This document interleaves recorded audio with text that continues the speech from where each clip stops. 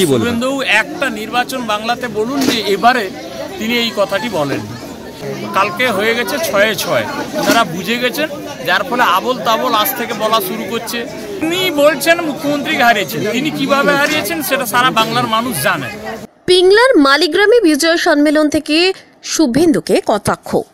রাজ্য জুড়ে চলছে তৃণমূলের বিজয় সম্মেলন। পশ্চিম মেদিনীপুরের পিংলার মালিগ্রামে আজ অনুষ্ঠিত হল বিজয় সম্মেলনী অনুষ্ঠান।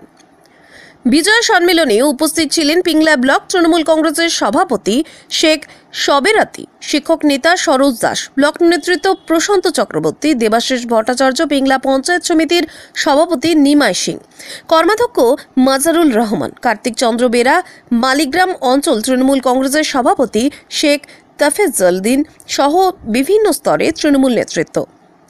পিংলা ব্লক তৃণমূল সভাপতি শেখ সবেরাতি বলেন, জনসাধারণের প্রতি নেত্রী মমতা ব্যানার্জির শুভেচ্ছা বার্তা পৌঁছে দেওয়ার জন্য এই বিজয় সম্মেলনের আয়োজন। তিনি বলেন, আগামী দিনে পিংলার বিজেপির পতাকা ধরার লোক পাওয়া যাবে না।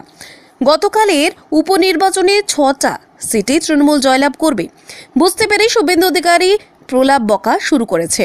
শুভেন্দু অধিকারীর কথায় কথায় বলে, আমি মুখ্যমন্ত্রীকে হারিয়েছি।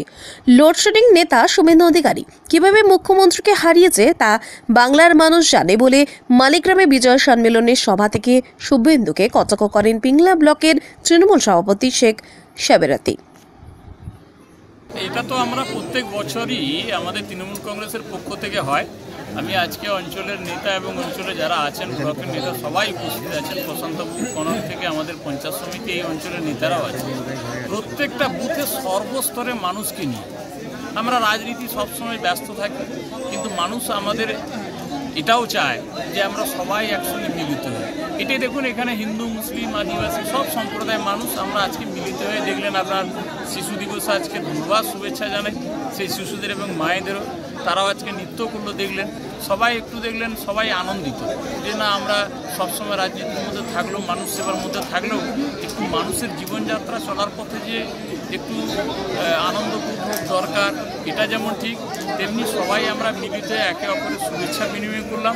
সর্বোপরি আমাদের নেত্রী মমতা ব্যানার্জি এবং আমাদের নেতা অভিষেক ব্যানার্জি শুভেচ্ছা বার্তা পাঠিয়েছে এই অঞ্চলের জন্য, ব্লকের জন্য। আমরা সেই শুভেচ্ছা বার্তাটা ওনাদের জানালাম যে আমাদের নেত্রী আপনাদের কথা ভাবেন, আমাদের নেতা অভিষেক ব্যানার্জি আপনাদের কথা মনের কষ্ট বোঝেন, তাই আপনাদের শুভেচ্ছার সঙ্গে সঙ্গে এই যে আবাস প্লাসের সমস্যা যেটা টুকটাক রয়েছে আমাদের পিংলা ব্লকে, সেটাও কিন্তু সরাসরি মুখ্যমন্ত্রীকে যোগাযোগ করলে যে আপনার বাড়িটা হবে, সেই সঙ্গে সে কথা বলা হলো। ভোটার লিস্টের নামটা তো জানেন, সেগুলো তো হচ্ছে। এটা একসঙ্গে আমরা যে বাংলা যে সম্প্রীতির জায়গায় এই বার্তাটা দেওয়ার জন্য মূলত আজকে 5 নম্বর অঞ্চল মালিগ্রাম বিজয় সম্মেলন। গতকাল 6 জায়গায় উপনির্বাচন হলো, তার মধ্যে মেদিনীপুর বিধানসভা কেন্দ্রে উপনির্বাচন। কি ফল প্রত্যাশা করছেন? আর সর্বোপরি বিরোধী দলনেতা গতকালকে যে উপনির্বাচন, সেখানে বিভিন্ন জায়গায় সন্ত্রাসের অভিযোগ তুলেছেন, কি বলবেন? শুভেন্দু একটা নির্বাচন বাংলাতে বলুন যে এবারে তিনি এই কথাটি বলেন। তিনার সেন্ট্রাল ফোর্স এত লাগবে, 100 কত কোম্পানি, এই 6টা উপনির্বাচন। আচ্ছা বলুন, সেন্ট্রাল ফোর্স তো উনাদের, তারপরেও তিনি জানেন যে আমি বলেছিলাম একটু আগে যে 20-20 ম্যাচ হচ্ছে, তো যেটা হয় উপনির্বাচন, তাই কালকে হয়ে গেছে 6-6, ওনারা বুঝে গেছেন, যার ফলে আবল তাবল আজ থেকে বলা শুরু করছে যে মুসলিমরা আমাদের এলাকায় বুথ কমিটি নেই, আর আমাদের এক হতে হবে, সব মুসলিমরাই তৃণমূল। এটার যে উনার যা নির্দেশ গুজরাট থেকে, সেই নির্দেশে উনি কাজ করছেন। উনার চিন্তাভাবনা নির্বাচন হওয়া মানে সন্ত্রাসের কথা বলবেন। আর এই যে কথায় কথায় উনি বলছেন আমি মুখ্যমন্ত্রীকে হারিয়েছি। আচ্ছা আপনারা বলুন তো, সাংবাদিক বন্ধুরা যারা আছেন, তিনি বলছেন মুখ্যমন্ত্রীকে হারিয়েছেন, তিনি কিভাবে হারিয়েছেন সেটা সারা বাংলার মানুষ জানে। সেটা তো কোর্টের বিচার বিষয়ে ব্যাপার আছে।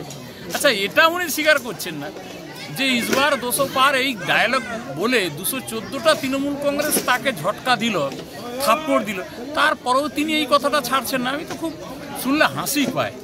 রাজনীতিতে আছে, কিন্তু তুমি সেখানে গুন্ডাগিরি করেছো, এটা তো মানুষ সবাই জেনে গেছে। আজকে দেখুন সমবায় সমিতিগুলো সেই নন্দীগ্রামে বিপুলভাবে তৃণমূলের জয় হচ্ছে।